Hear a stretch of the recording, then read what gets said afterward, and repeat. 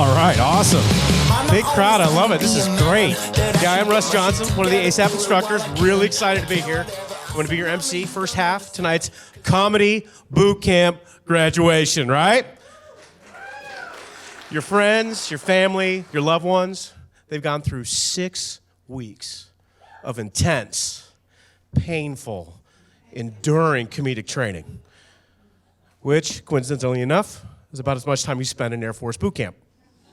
So, I was in the Marines, so I was in for 12 weeks for boot camp, so I got to be twice as funny. And I remember in boot camp, one of the things they used to tell me was, pain is just weakness leaving the body.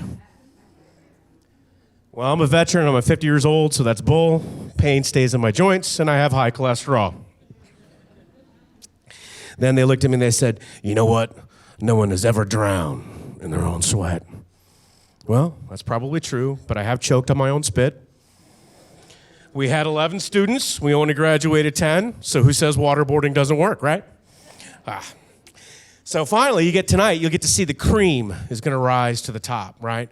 Which is just a way of saying that fat molecules, given time, are attracted to, bond with each other, congeal, and kind of rise to the top. So that's not true. We're not all fat, all right? I like to refer to myself as tactically chubby, okay? They don't tell you this when you actually graduate, you get a DD-214, and that's like your golden ticket to all things veterans benefits.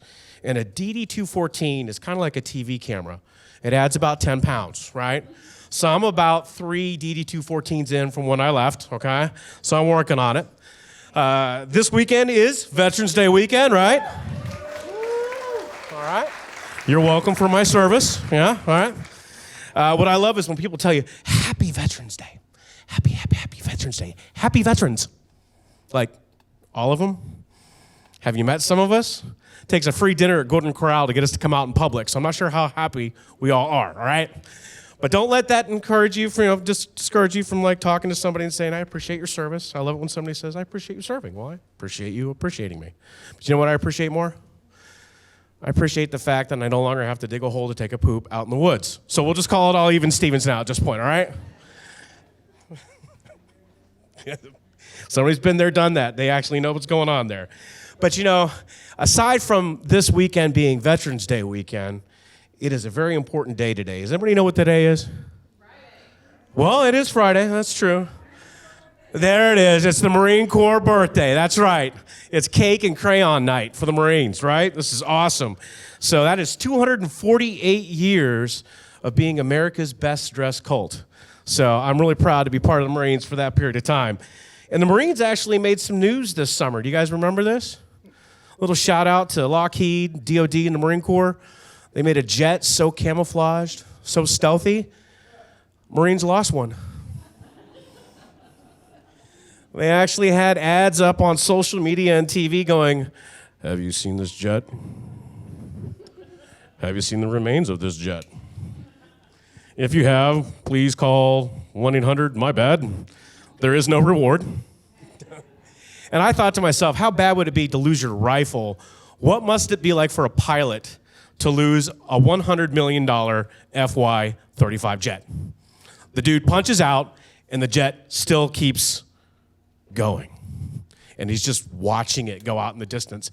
And I can kind of imagine him hanging there underneath his parachute, just like kicking his little legs, like, come back.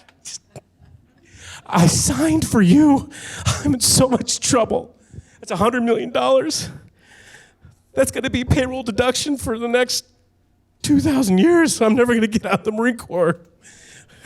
And then I think, probably the thing that gave him more panic, though, was after he watches this jet go out, he's got to be out in the field, and I'm going to assume that an FY-35 has keyless entry, right? Would you think? So you can imagine some pilot out in the field like, it's got to be around here somewhere, please. Hey, Skipper, why don't you come over here and show us on the map where you lost your jet? And that captain was probably like, well, let me find a Lance Corporal to help me read the map, and then maybe I can show you. So, I think he's probably one of those times where he was wishing he was from Michigan. You know how people from Michigan always talk about laying there on the mitten, right? So right here's Detroit, and over here's like New Holland. And I punched out right about here in the middle, and that's where I screamed really loud, and then the jet just sort of check Canada. It's probably in Canada. And then I always thought to myself after that, why is it just Michigan that uses body parts to talk about like where they're from? You ever notice that? Like, you never had somebody come up from Tennessee and go, all right, man, you see this, like Tennessee right here, right here, right here. You got like Nashville's right there. I'm on this knuckle right here, Smyrna, right? You get somebody from California, it's like, you take your right arm, right? And you got like San Francisco's right there. San Diego's down here. I'm like between like the elbow and my wrist, San Clemente. And because this is a PG-13 show, I cannot show you where the southern tip of Florida is, okay? So.